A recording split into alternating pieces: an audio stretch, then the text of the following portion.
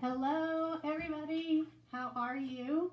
I miss you guys so much. So, Miss Massey and I are going to be putting together as many videos as we can, and this is our first one. I'm going to give you a little math lesson here. We're going to review some angles.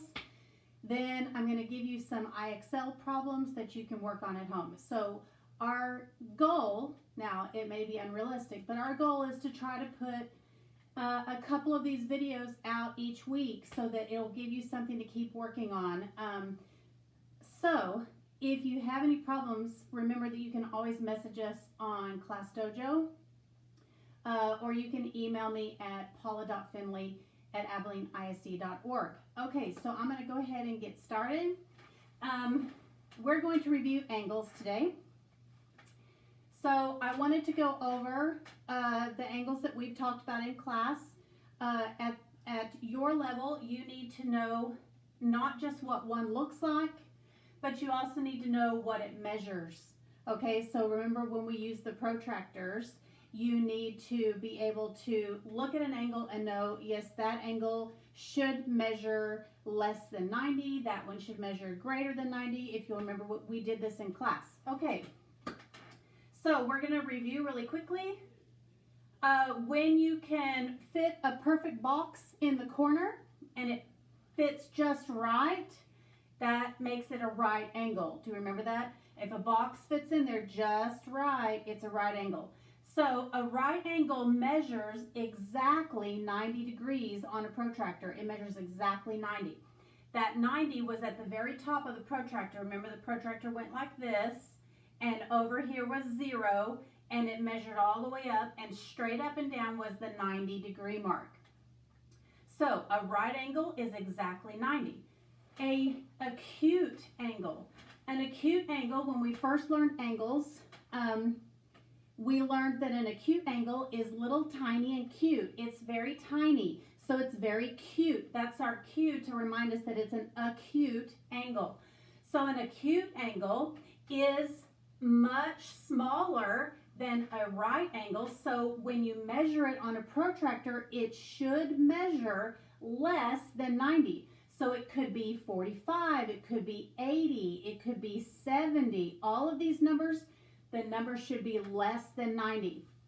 So if you're measuring it on a protractor, remember this line is pointing to the 0, and this line, there'll be two numbers on a protractor, the outside number and the inside number. One of these numbers will be greater than 90, and one of these numbers will be less than 90. And if you know that this is an acute angle, then you need to be reading the number that is less than 90.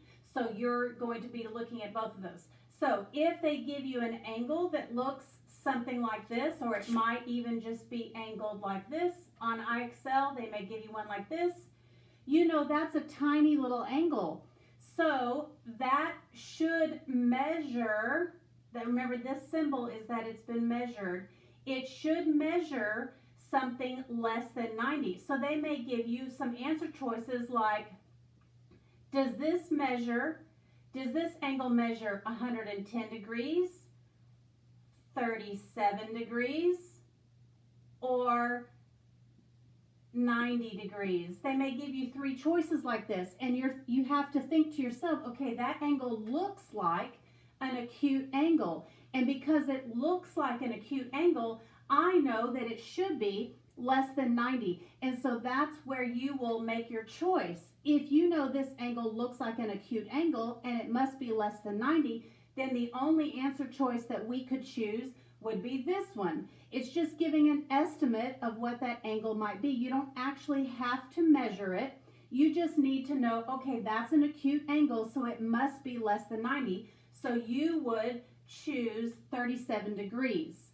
Okay, so this is how the problems are going to work that I'm going to be assigning you today, if that makes any sense. Okay, so let's go ahead and let's look at our last angle. Actually, it's not our last one, but we're going to look at the next one. The next one is the obtuse angle. Now, an obtuse angle, obviously, it is much bigger than a 90-degree angle, and because it is bigger, it must measure greater than 90 degrees.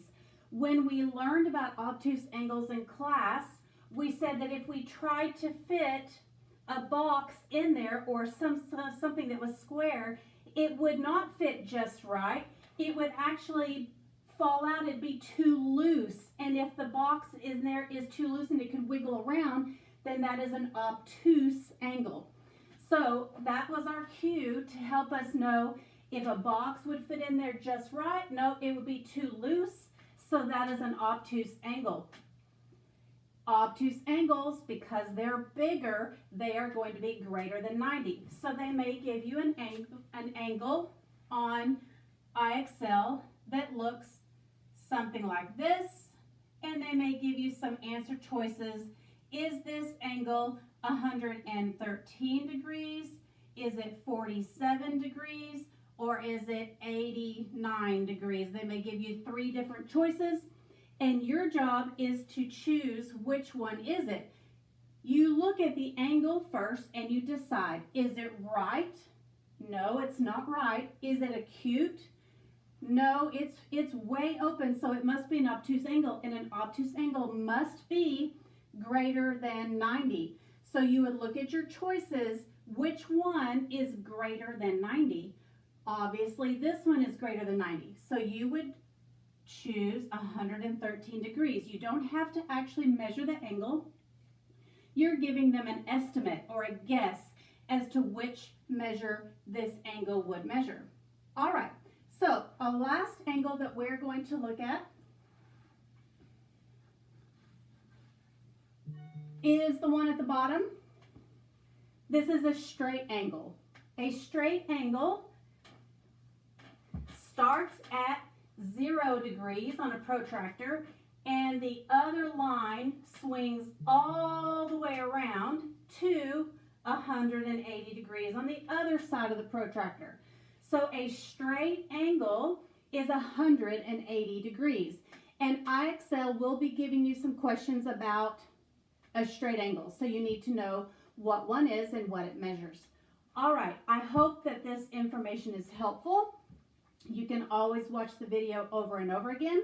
I'm going to give you some IXL codes that you can use to get you some problems to practice. All right, so we're going to start off with R5K. So this is the code you're going to type in to IXL. So if you have not watched the video yet on how to use IXL, watch that video right after this one so you'll know where to type that little code in. Once you get logged in, let me just go ahead and give you your login really fast just so you'll know. To log into IXL, you're going to your username. First of all, you need to click student and make sure you're on a student account. I don't know if it asks you that. I can't remember. No, that's Class Dojo. Okay, so for IXL, what you're going to do is for the username, you're going to type in your lunch number and the @ symbol and then Abilene ISD. You don't have to do the .org part. You just type lunch number at AbileneISD.org. It looks like this. If this was your lunch number at Abilene and I ran out of room, of course, ISD. Lunch number at Abilene ISD. And then your password is AISD, and then your birth date. Remember, it is a month, day. So if you were born on July 4th, yours would be 07 because 7 is the month for July, and then it would be 04 because you're born on July 4th. So this is your username and your password to get into IXL. Log in the search window at the top of the screen, put in R5K, choose the objective, and it'll take you straight to some practice for angle problems.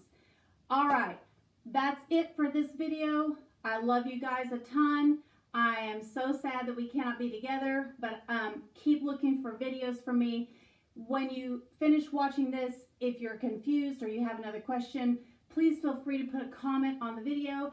I will be watching for those comments to come through. I will also be watching for messages to come through on Class Dojo, or remember, again, you can always email me at paula.family@abileneisd.org.